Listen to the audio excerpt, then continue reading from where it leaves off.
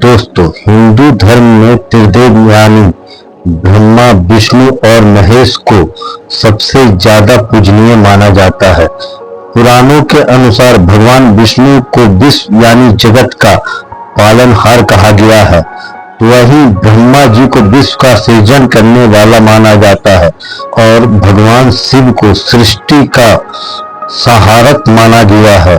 पुराणों में भोलेनाथ और भगवान विष्णु के बारे में विस्तार से वर्णन किया गया है, जिसमें बताया गया है कि कैसे एक बार भगवान शिव और भगवान विष्णु एक दूसरे के आमने सामने आ गए थे और दोनों के बीच में महाप्रलयकारी युद्ध हुआ था। लेकिन ये दोनों ही एक दूसरे के परम भक्त हैं, ये दोनों ही सर्वशक्तिमान हैं। फिर ऐसा क्या हुआ कि इन दोनों के बीच में महाभयंकर युद्ध हुआ? तो फिर यह युद्ध कितने दिनों तक चला था? इस युद्ध का इस सृष्टि पर क्या प्रभाव पड़ा था और इस युद्ध में कौन विजयी हुआ था? इस वीडियो में हम भगवान शिव और भगवान विष्णु के बीच हुए महाभयंकर युद्ध के बारे में बात करेंगे, तो इस वीडियो को अंत तक जरूर देखिएगा। एक दिन माता लक्ष्मी अपने पिता समुद्रदेव से मिलने जाती है। तब उन्होंने देखा कि उनके पिता काफी चिंतित प्रतीत हो रहे हैं। उन्होंने उनसे उनकी चिंता का कारण पूछा। तब समुद्रदेव ने कहा, हे पुत्री, मैं तुम्हारे लिए अति प्रसन्न हूँ कि तुम्हारा विवाह श्री हरि विष्णु के साथ हुआ है। लेकिन तुम्हारी 5 बहनें सुवेशा, सुकेशी, सन्यासी, सुमित्रा और मेधा भी मन ही मन विष्णु देव को अपना पति मान चुकी है और उनको पाने के लिए कठोर तपस्या कर रही है। यह बात सुनकर माता लक्ष्मी जी अत्यंत चिंतित हो गई और बैकुंठ धाम वापस आ गई। और वापस आकर माता लक्ष्मी ने भगवान विष्णु से कहा, हे प्राणनाथ, आज मुझे विश्वास दिला दीजिए कि आपके संपूर्ण हृदय में केवल मेरा स्थान है। भगवान विष्णु ने कहा, देवी, आप इस सत्य से अनभिज्ञ नहीं है कि मेरे हृदय के आधे भाग में केवल महादेव है। मैं ये कैसे कह दूं कि मेरे संपूर्ण हृदय में आप हैं? इस पर देवी लक्ष्मी ने कहा, तो फिर शेष आधा भाग तो मेरे लिए होना चाहिए। इस पर भगवान विष्णु ने कहा, देवी, मैं जगत का पालनहार हूँ। शेष आधे भाग में मेरे अनेक भक्त जो मुझे प्रिय हैं, ये संसार जो मुझे प्रिय है, ये सब मेरे हृदय के आधे भाग में आपके साथ रहते हैं। फिर देवी लक्ष्मी भगवान विष्णु से कहते हैं, हे स्वामी, ये संसार मुझे भी प्रिय है, किंतु मेरे हृदय में केवल आप हैं। मुझे आपका प्रेम संपूर्ण स्वरूप में चाहिए। यदि ये संभव नहीं है तो आप मुझे अपने हृदय से निकाल दीजिए। यहाँ दूसरी तरफ देवी लक्ष्मी की 5 बहनें तपस्या में सफल हुई और भगवान विष्णु ने पाताल लोक आकर उन्हें दर्शन दिया और मनवांछित वर मांगने को कहा।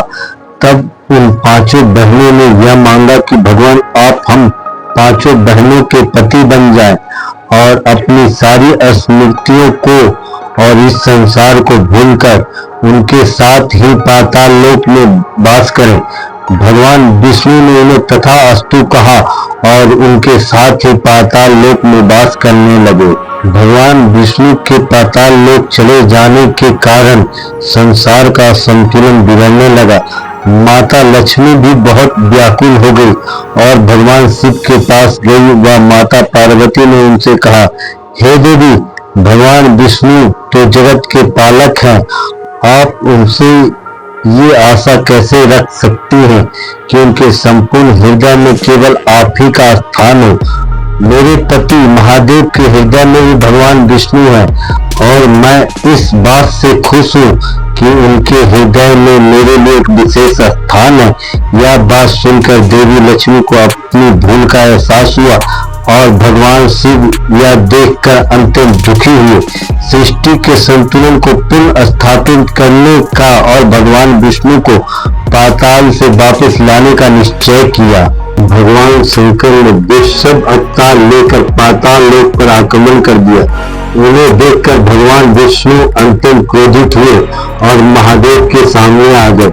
उन दोनों के बीच युद्ध प्रारंभ हो गया। भगवान विष्णु ने महादेव पर अनेकों अस्त्रों से प्रहार करना आरंभ कर दिया। महादेव भी अपने वृषभ स्वरूप में भगवान विष्णु के उन सभी प्रहारों को विफल करने लग गए। दोनों ही शक्तिमान थे, अतः युद्ध बिल्कुल बराबरी का चल रहा था। ये युद्ध अनेकों वर्षों तक चलता रहा। किसी को भी इस युद्ध की समाप्ति का उपाय समझ नहीं आ रहा था।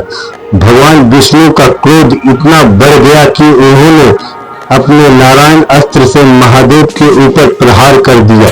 महादेव ने उन पर पशुपात अस्त्र का प्रहार कर दिया। इस कारण दोनों ही एक दूसरे के अस्त्रों में बंध गए। यह सब देखकर गणेश जी माता लक्ष्मी के उन 5 बहनों के पास गए और बोले, भगवान विष्णु और भगवान शिव दोनों ही एक दूसरे के अस्त्रों में बंध गए हैं।